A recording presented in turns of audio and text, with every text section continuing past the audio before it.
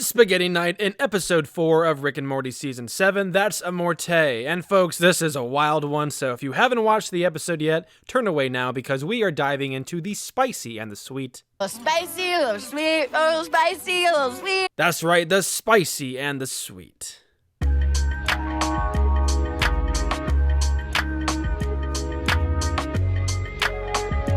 I think we all expected a heart-wrenching, wackadoodle episode after they released that promo and then the cold open for this one, but I don't think any of us expected a thorough deep dive into morality and ethics on the levels of Chidi Adagonye. Aristotle was Plato's student, and Aristotle believes that your character is voluntary because it's just the result of your actions which are under your control.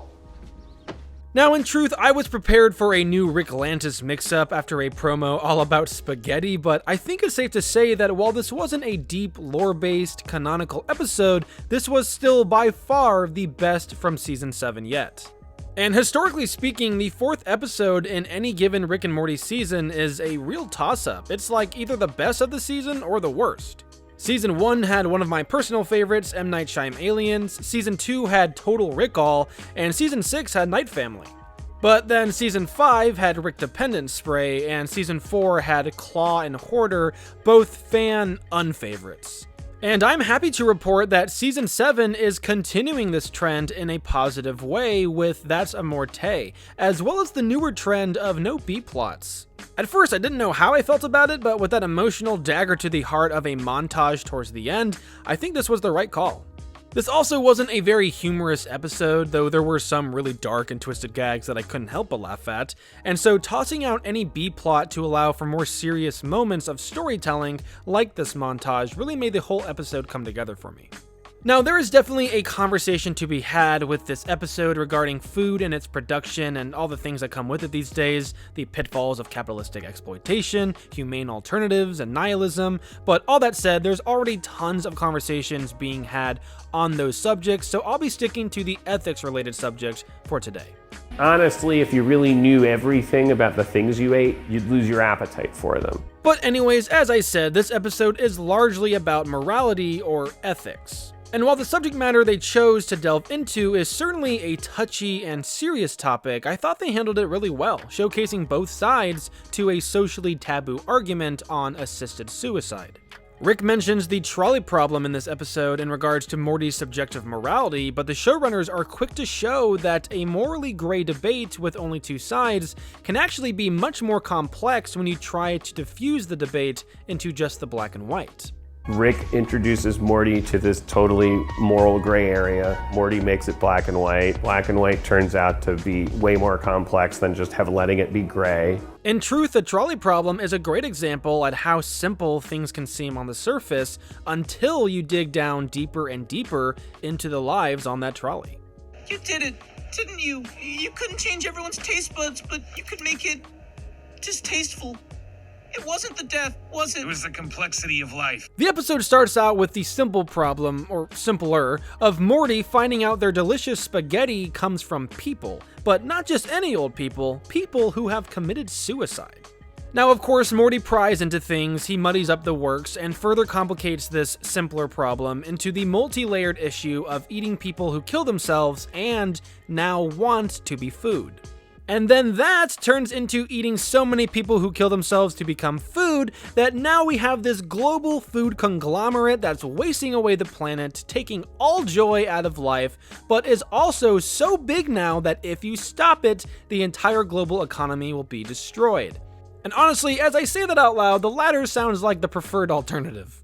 Oh, and for TV, wall-to-wall reality television, but not the good kind. It's like their whole planet was bought by Discovery. Jesus Christ, this is depressing. That's definitely what they're going for.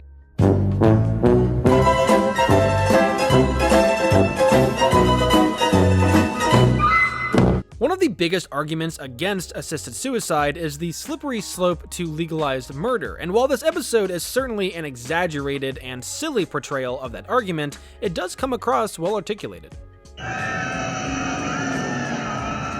Kill yourself. Kill yourself. Kill yourself. Kill yourself. Kill yourself. Kill yourself. Kill yourself. Kill yourself. Kill yourself. Another thing I realized on rewatch is that Rick is easily as much to blame for this whole debacle of an episode, and probably even more than Morty is. It's going to be hard to put out of your mind, yes. Which is why I thought it best to keep you all in the dark. So, Morty ruined Spaghetti Night. Correct. Summer, it was people. It was people, Summer, which is disgusting and not cool to lie about. Correct. But it should also be noted to Morty that it's not cool to tattle. Dad! They were delicious! So keep eating them. We can't now! Because of you! Now, yes, of course, Morty addressed the initial issue and brought it to light for the entire family, but what's worse is he also escalated it by prying into the lives of the deceased, setting up a future economy for this alien planet, and then lied again, pretending to take the high road over Rick and reestablish the status quo, something you would assume Rick would outright enjoy and, heck, even applaud. But of course, our Rick, being the pettiest Rick, can't allow Morty to receive any of his glorious spotlight, so he rats out Morty, telling the truth once again, and thus spiraling us into yet another ethical conundrum. Morty, I lied to protect you. You told the truth to hurt me. I can't travel the galaxy with you if every time we come near a f***ed up system, you leap into its wires and electrocute yourself. I promised to stop. Did he do it just to gloat in that no one can truly take the high road? Perhaps that given the choice, everyone will do the unethical thing that benefits them, so long as it doesn't derail their social integrity? Or did he do it just to prove how blissful ignorance can be, that we can choose naivety, and sometimes that's not only the easier, but also the better option? In the end, we saw Morty speak the truth, and the story spiraled into an ethical conundrum. It could have all stopped if Rick had kept quiet, but he decided to speak the truth as well, and ethics for this alien planet took a turn for the worst. So the question must be asked, what if Rick had lied with Morty and kept quiet on this new global economy? Would it have truly mattered if they never knew about it? I mean, eventually that economy would have died out without Rick's genetic intervening, no?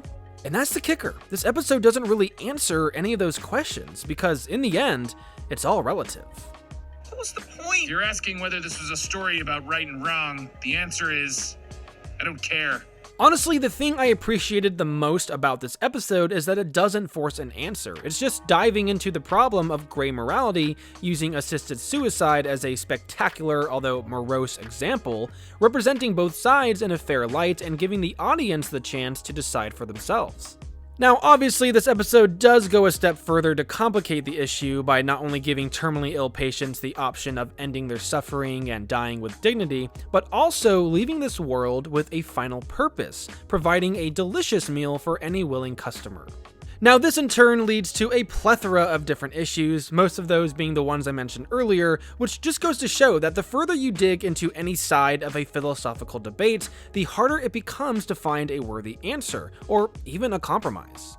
And so, while it might feel like a cop-out for the episode to not provide a real answer, even a funny one at that, it does point out that it differs for every person. We all have different bars, different lines we can't cross. It's all relative. I want to know their names. Who? Michael? Coroner number one? The people we've been eating every spaghetti night? Do you even know their names? I'm not giving you your spaghettis as names. You found my line, Morty. I find that ghoulish. I mean, again, even the idea of who to cast the blame on within the Smith family was ambiguous. Do you blame Rick for lying about a sweet, delicious treasure of a meal? Or do you blame Morty for shining the light on a horrible but blissfully ignorant situation? Again, the answer will depend on each individual viewer. The new spaghetti sucks. We want authentic spaghetti. Where are you? You're gonna blow yourself up? Yeah, but if you want to do You it. clearly have a morally superior position, so I love this short scene here because is there really such a thing as morally superior, or is it all truly relative? Either way, they both end up blowing each other up, so who's to say? Not Rick and Morty, I'll tell you that much. I don't know, perhaps I should amend my previous statement in that given the choice, everyone will do the unethical thing that benefits them so long as it doesn't derail their social integrity. Perhaps, given the option of naivety, everyone will take it, and even the most ethical of people will unknowingly do unethical things and be grateful for it. You don't want to know enough about a hot dog, because if you know a little bit about how a hot dog gets made, all you're going to do is ruin the 4th of July. Overall, Overall, this was hands down the best episode from Season 7 thus far. It does deal with some very touchy subject matter, such as the gray morality of food production and the ethics of assisted suicide, but it handles it with as much care as a show like Rick and Morty can do, shining light on both sides of the argument and leaving the answer to the viewer. What was the point? If you're asking whether this was a story about right and wrong, the answer is, I don't care. Morals and ethics are always good things to shoot for in our daily lives, but they can also sometimes make us want to off ourselves, and with no promise of delicious spaghetti. Sometimes ignorance truly is bliss, and given the choice, most of us will choose naivety, because sometimes that's just the right call.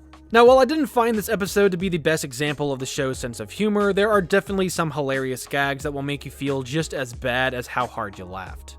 In the end, this is Rick and Morty swinging for the fences on thematic and philosophical storytelling, and it not only hits it over the fence, it hits it out of the frickin' park.